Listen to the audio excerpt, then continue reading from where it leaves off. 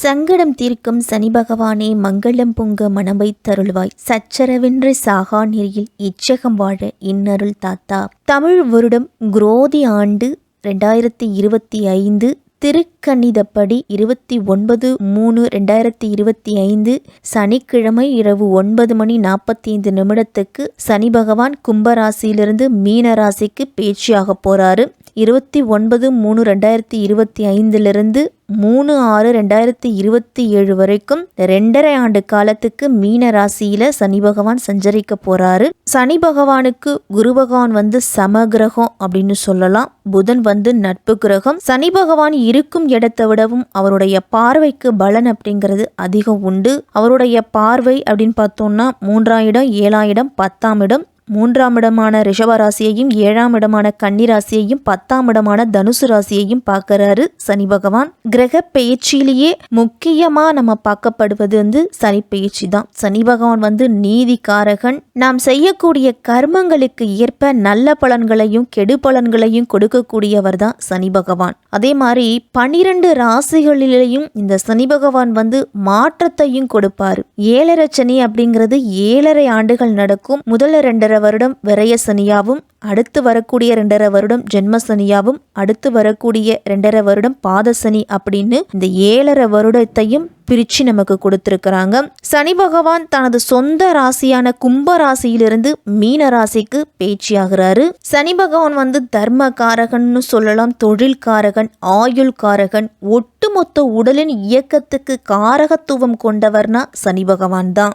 7.5 சனி எந்த ராசிக்கு அப்படின்னு பார்த்தோம்னா கும்பம், மீனம், மேஷம். மேஷ ராசிக்கு 7.5 சனி ஆரம்பம், கும்பராசிக்கு பாதசனி, மீனத்துக்கு ஜென்ம சனி. இந்த 3 ராசிகளுக்குமே 7.5 சனி அப்படிங்கிறது நடந்துகிட்டு இருக்குது. சனி பகவானுடைய பார்வை அப்படின்னு பார்த்தோம்னா ரிஷபம், கன்னி, தனுசு. கண்டக சனி அப்படிங்கிறது கன்னி ராசிக்கு நடக்குது. அஷ்டம சனி சிம்மத்துக்கு நடக்குது. ஒருவருடைய ஜென்ம ராசியிலிருந்து 8ஆம் இடத்துல சனி சஞ்சரிக்கக்கூடிய காலம்தான் அஷ்டம சனி. இந்த காலகட்டத்துல சுப பலன் அப்படிங்கிறது குறைவா கிடைக்கும். சிம்ம ராசிக்கு வீண் செலவுகள், தேவையற்ற இடமாற்றம், வருமான குறைவு, பணத்தேவை அதிகரிப்பு, ஆரோக்கிய குறைபாடு இதெல்லாமே வரலாம் சிம்ம ராசிக்கு. ஒருவருடைய ஜென்ம ராசியில இருந்து 7ஆம் இடத்துல சனி சஞ்சரிக்கக்கூடிய காலம் கண்டக சனி கன்னி ராசிக்கு நடக்குது. அப்ப தேவையற்ற செலவுகள், விருப்பமில்லாத இடமாற்றம், பொருளாதார நெருக்கடி, வாழ்க்கை துணை, தொழில் பார்ட்னர்களோட கருத்து வேற்றுமை, வாழ்க்கை துணைக்கு உடல்நல பாதிப்பு, இது எல்லாமே இந்த காலகட்டத்தில் ஏற்படும். இந்த 7.5 சனி காலகட்டத்தில் கந்த சஷ்டி கவசம் பாராயணம் பண்ணிட்டு வந்தீங்க அப்படின்னா சனி பகவானுடைய கோபம் அப்படிங்கிறது தனியும். மார்ச் மாதம் 29ஆம் தேதி நடக்கக்கூடிய சனி பெயர்ச்சி 12 ராசிக்காரர்களுக்கும் எப்படிப்பட்ட மாற்றங்களையும் எப்படிப்பட்ட பலன்களையும் கொடுக்க போகுது அப்படின்னு விரிவாவே தெரிஞ்சுக்க போறோம். ரிஷப ராசிக்காரர்களுக்கு இந்த சனி பெயர்ச்சி எப்படி இருக்க போகுது அப்படின்னா, இதுக்கு முன்னாடி உங்க ராசிக்கு சனி எங்க இருந்தார் அப்படின்னு பார்த்தோம்னா 10ஆம் வீட்டுல தொல்ஸ்தானத்துல இருந்தார். இப்ப 11ஆம் வீட்டுக்கு மாற போறார். சனி யாருன்னு பார்த்தா உங்க ராசிக்கு 10ஆம் வீட்டுக்கும் 11ஆம் வீட்டுக்கும் அதிபதி. அவர் லாபஸ்தானத்துக்கு வரப்போறாரு. அதே மாதிரி சனி பகவான் தன்னுடைய 3ஆம் பார்வையா ரிஷப ராசியை பார்க்க போறாரு. ஜென்ம சனியால வெளியில சொல்ல முடியாத அளவுக்கு பிரச்சனைகளை சந்திச்சுட்டு வந்த ரிஷபராசிக்காரர்கள் இந்த 2025 மார்ச் 29ஆம் தேதி நடக்கக்கூடிய சனி பெயர்ச்சி நீங்க மறக்க முடியாத அளவுக்கு நன்மைகளை செய்ய போகுது. பட்ட துன்பங்களிலிருந்தெல்லாம் விடுதலையாகக்கூடிய பெயர்ச்சியா இந்த சனி பெயர்ச்சி அப்படிங்கிறது ரிஷபராசிக்காரர்களுக்கெல்லாம் இருக்கும். சனி பெயர்ச்சியால நல்ல பலன்களை பெறக்கூடிய ராசி அப்படின்னா அதுல ரிஷபமும் ஒன்று. ரிஷப ராசிக்கு 11ஆம் இடத்துல லாபஸ்தானத்துல 30 ஆண்டுகளுக்கு பிறகு சனி பகவான் அமர போறாரு. வெளியில சொல்ல முடியாத அளவுக்கு பல்வேறு விதமான பிரச்சனைகளை உங்களுக்கு இருந்திருக்கும். ஏன்னா இதுவரைக்கும் ஜென்ம குரு அப்படிங்கிறது நடந்து வந்தது. ரிஷபராசிக்கு அதிபதி சுக்கிரன். பார்த்தா பளிச்சென்று ஆடம்பரமாகவும் தோற்றம் அளிக்கும் உங்களுக்கு வெளியில சொல்ல முடியாத அளவு பல பிரச்சனை அப்படிங்கிறது இருந்திருக்கும். ரிஷபராசிக்காரர்கள் தாங்க இருக்கக்கூடிய இடங்களை எப்பொழுதுமே செழிப்பா வைத்திருக்கக்கூடியவங்க. பலரையே தங்களுடைய பக்கம் ஈர்க்கக்கூடியவர்களாகவும் இருப்பீங்க. ஜென்ம குருவோட பாதிப்பால 8 மாதங்களா பல்வேறு பாதிப்புகளையும் நீங்க சந்திச்சுட்டு வந்திருப்பீங்க. லாபஸ்தானத்துல சனி பகவான் வருவதால் உங்களுக்கு பூரணமாக லாபத்தை கொடுக்க போகிறாரு. தொட்ட காரியங்கள் அனைத்துமே உங்களுக்கு தொடங்க போகுது. சனி பகவான் வந்து பாதகாதிபதியாக இருந்தாலும் ராசி அதிபதிக்கு நட்பு கிரகம் என்ற அமைப்பில் வருவதால் ரிஷபராசிக்கு பாக்கியத்துக்கும் திரிகோணத்துக்கும் அதிபதியாகவும் சனி வராரு. 10ஆம் அதிபதி 9ஆம் அதிபதி 11ஆம் வீட்டில் பயணிக்கிறது ரொம்ப நல்லது. ராசி அதிபதி லாபஸ்தானத்தில் உச்சம் பெற்று இருக்கிறாரு. அப்போ அனைத்து விதங்களிலுமே உங்களுக்கு அனுகூலமாக தான் இருக்க போகுது. லாபஸ்தானத்துக்கு சனி பகவான் வர்றது நல்லதா கெட்டதா அப்படின்னா நல்லது தான். சனி உங்கள் ராசிக்கு தொழில் ஸ்தானத்தில் இருந்தாலும் தொழிலில் ஏற்ற இறக்க நிலை தான் உங்களுக்கு கிடைச்சிருக்கும். இதுவரைக்கும் கலவையான பலன்கள் தான் கிடைச்சிருக்கும். தொழிலில் முதலீடு போடலாமா வேணாமா அப்படின்னு குழப்பம் இருந்துக்கிட்டே இருந்திருக்கும். முதலீடு போட்டுட்டா அது வராமல் போனால் என்ன பண்ணுறது, நஷ்டமாச்சுன்னா என்ன பண்ணுறது அப்படின்னு ஏகப்பட்ட தயக்கம் அப்படிங்கிறது ரிஷபராசிக்காரர்களுக்கு இருந்திருக்கும். அதே மாதிரி தொழிலில் யாரை நம்புறது யாரை நம்பக்கூடாது அப்படின்னு குழப்பிக்கிட்டே இருந்திருப்பீங்க. வேலையில் இருக்கிறவங்களுக்கு ப்ரொமோஷன், சம்பள உயர்வு இதெல்லாமே கிடைச்சிருக்காது. மதிப்பு மரியாதை இருக்கும், இருந்தாலும் ஒரு அட்வான்ஸ் கேட்டால் கூட கொடுக்க மாட்டாங்க. இதுவரைக்கும் உங்கள் ராசிக்கு 4, 7, 12 ஆகிய இடங்களில் சனியோட பார்வை அப்படிங்கிறது இருந்துச்சு. இனி உங்கள் ராசிக்கு சனியோட பார்வை உங்கள் ராசியிலையும் 5ஆம் வீட்டையும் 8ஆம் வீட்டையும் சனி பகவான் வந்து பார்க்க போகிறார். இதுக்கு முன்னாடி 12ஆம் வீட்டில் சனிபாவோட பார்வை விழுந்துச்சு அப்படிங்கிறதாலையும் விரயஸ்தானத்தை சனி பகவான் பார்த்தாலு அப்படிங்கிறதாலையும் இதுவரைக்குமே விரயங்களை பொடியாக்கியிருப்பார். இருந்தாலும் 12ஆம் வீட்டை சனி பார்க்குறார் அப்படிங்கிறதால உங்களுக்கு சுப விரய செலவுகளை கொடுத்துருப்பார். அதே மாதிரி கொஞ்சம் அகல காலம் வச்சிருப்பீங்க. சனி பகவான் வந்து இடம் வாங்கணும் அப்படின்னா ஒரு 10 ரூபாய்க்கு இடம் வாங்க போனீங்க அப்படின்னா அது 12ல் முடியும். வீடு கட்டுறதுக்கு ஒரு பட்ஜெட் 15 லட்சத்தில் முடிக்கணும் அப்படின்னு நினச்சிங்கன்னா அது 20 லட்சத்தில் போய் முடிஞ்சிருக்கும். அப்போ அந்த 5 லட்சம் அந்த 2 லட்சம் அப்படிங்கிறது உங்களுக்கு வந்து செலவுகளாக தான் இருந்திருக்கும், விரய செலவுகளாக. இப்போ விரயஸ்தானத்தில் சனி பகவான் பார்த்து கடனை கொடுத்திருப்பாரு. தாய் வழி சொந்தங்களையும் பிரிவினையை உண்டு பண்ணியிருப்பாரு. தாய் மாமன் வகையிலையும் சித்தி சித்தப்பாக்கள் வகையிலையும் பாக பிரிவினை செய்து கொள்ள முடியாமல் ஏதாவது ஒரு பிரச்சனை அப்படிங்கிறது அவங்களுக்குள்ளே இருந்துக்கிட்டு இருந்திருக்கும். 7ஆம் வீட்டை சனி பகவான் பார்த்தாரு அப்படிங்கிறது போது கூட்டு தொழிலில் கூட்டாளிகளை பிரிச்சிருப்பாரு. கணவன் மனைவியிடையும் பல்வேறு விதமான பிரச்சனைகள் அப்படிங்கிறது இருந்திருக்கும்.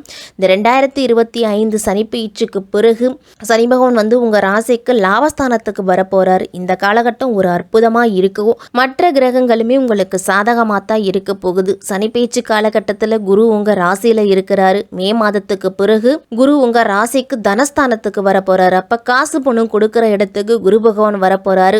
லாப வீட்டில் இருக்கிற ராகு தொழில் ஸ்தானத்துக்கு வர போறாரு 10ஆம் இடத்துக்கு.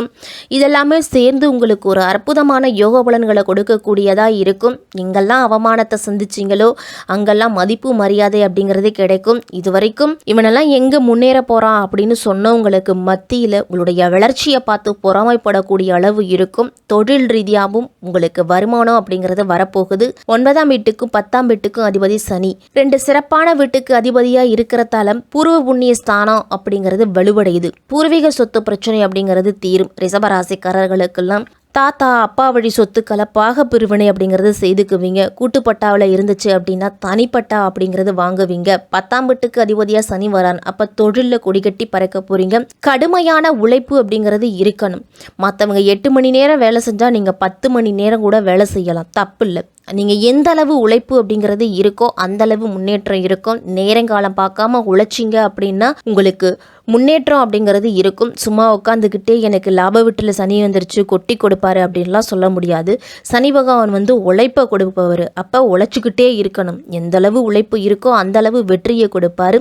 சனி வந்து நீதிக்காரகன். உழைத்தால் தான் உன்னதமான பலன் அப்படிங்கிறத கொடுப்பாரு. இல்லை நானும் கஷ்டப்பட்டுக்கிட்டே இருக்கிறேன் ஆனால் பெரிய அளவில் முன்னேற்றம் இல்லைன்னு சொல்கிறவங்களுக்கெல்லாம் சனி வந்து மந்தன் அப்படின்னும் அழைப்பாங்க. சனி பகவான் வந்து பொறுமையாக தான் கொடுப்பாரு, நிரந்தரமாக கொடுப்பாரு. அப்போ எந்த வேலையாக இருந்தாலும் விடாமல் செய்துக்கிட்டே இருக்கணும். உங்களுடைய முயற்சியில் மட்டும் தடைகள் அப்படிங்கிறது இருக்கக்கூடாது. உத்தியோகத்தில் ஆர்வமுடன் ஈடுபட்டு பணியாற்ற போகிறீங்க. பணியிடத்தில் பணிகள் அப்படிங்கிறது மலை போல குவியலாம் அப்படின்னாலும் சிறப்பாக செயலாற்றி உங்களுக்கு உண்டான அங்கீகாரத்தை பெற போகிறீங்க. பணியிடத்தில் உங்களுக்கு வாய்ப்புகள் அப்படிங்கிறது அதிகமாக கிடைக்கும். அந்த வாய்ப்புகளை சரியான முறையில் பயன்படுத்திக்கிங்க. உங்களுடைய முன்னேற்ற பாதையில் சில தடைகளையும் சவால்களையும் நீங்கள் சந்திக்க வேண்டியிருக்கும். தடைகளும் சவால்களும் உங்களை மேம்படுத்துமே தவிர கீழ்ப்படுத்தாது. தற்காலிக தடைகளை கடின உழைப்பின் மூலம் தகர்த்தீங்க அப்படின்னா வெற்றி உங்களை நாடி வரும். ரிஷபராசிக்காரர்களுக்கெல்லாம் சுற்றி இருப்பவர்களோடு நல்ல உறவை வளர்த்துக்குங்க. உங்களுடைய நட்பு வட்டம் அப்படிங்கிறது விரிவடையும். ரிஷபராசிக்காரர்களுக்கெல்லாம் சிலருடைய மனதில் காதல் அப்படிங்கிறது வரலாம். திருமணத்துக்காக காத்திருக்கிறவங்களுக்கெல்லாம் நல்ல துணை அப்படிங்கிறது கிடைக்கும். மூத்த சகோதரிகள்லாம் உங்களுக்கு ஆதரவு கிடைக்கும். அப்படின்னாலும் பிள்ளைகளோட கருத்து வேறுபாடு அப்படிங்கிறது வரும். அவர்களையும் நீங்கள் அனுசரித்து போகணும். திருமணத்துக்காக காத்திருக்கிறவங்களுக்கெல்லாம் திருமணம் அப்படிங்கிறது நடக்கும். கணவன் மனைவி உறவு சிறு பிரச்சனைகள் அப்படிங்கிறது சில சமயங்களில் வரும். இருந்தாலும் புரிஞ்சுக்கிட்டு நடந்து கொள்வது நல்லது. விட்டு கொடுத்து போங்க. லாபஸ்தானத்தில் சனி பகவான் இருக்கிறாரு அப்படிங்கிறதால பொருளாதார நிலையில் ஏற்றத்தை கொடுக்கும். நேர்மறையான பலன் அப்படிங்கிறது உண்டு. உங்களுடைய வரவு செலவுகளை எல்லாத்தையும் திட்டமிட்டு செயல்படுத்திக்கிறது நல்லது. உங்களுடைய விடாமுயற்சி கடின உழைப்பு மூலமாக உங்களுடைய பொருளாதாரத்திலையும் நீங்கள் முன்னேற்றம் அடைவீங்க. வரவேண்டிய பணம் தாமதமாக வரும் அப்படின்னாலும் கண்டிப்பாக கிடைக்கும். உங்களுக்கு முதலீடுகளை கவனமாக மேற்கொள்ளணும். யோசித்து செயல்படுறது தான் நல்லது. மாணவர்கள்லாம் கல்வியில் விடாமுயற்சியுடன் செயல்படணும். மனதை ஒருமுகப்படுத்தி கவனத்தை சிதற விடாமல் படிக்கணும். உங்களுடைய வீட்டுச் சூழல் படிப்புல பாதிப்பை ஏற்படுத்தாமல் பார்த்துக்குங்க. இந்த சனிப்பெயர்ச்சிக்கு பிறகு மாணவர்களுக்கெல்லாம் விடாமுயற்சியும் அர்ப்பணிப்பு உணர்வும் அதிகம் தேவை. அதிக பணிகள் காரணமாக ஆரோக்கியம் அப்படிங்கிறது பாதிக்கப்படலாம். எனவே முறையான ஓய்வு அப்படிங்கிறது அவசியம் தேவை. உண்ணும் உணவுல அதிகம் கவனத்தை செலுத்துங்க. அதிகம் சத்துக்கள் நிறைந்த உணவு வகைகளை எடுத்துக்குங்க. பழங்கள் காய்கறிகள் சிறுதானியங்கள்லாம் அதிக உணவுல எடுத்துக்குங்க. பதப்படுத்தப்பட்ட உணவுகள் ஆரோக்கியமற்ற உணவுகளை எல்லாத்தையும் தவிர்த்துக்குங்க. இந்த சனிப்பெயர்ச்சி சனிக்கிழமையில மாற்றுத்திறனாளிகளுக்கு அன்னதானம் செய்யுங்க. சனிக்கிழமை தோறும் ஆஞ்சநேயருக்கு நெய் தீபம் ஏற்றி துளசி மாலை அணிவித்து ஆஞ்சநேயரை வழிபட்டுட்டு வாங்க. இந்த சனிப்பெயர்ச்சி ரிஷபராசிக்காரர்களுக்கெல்லாம் பட்ட கஷ்டத்திலிருந்தும் பட்ட அவமானத்திற்கும் வெகுமதி கிடைக்கக்கூடிய ஒரு பயிற்சியாகவே இருக்கும்.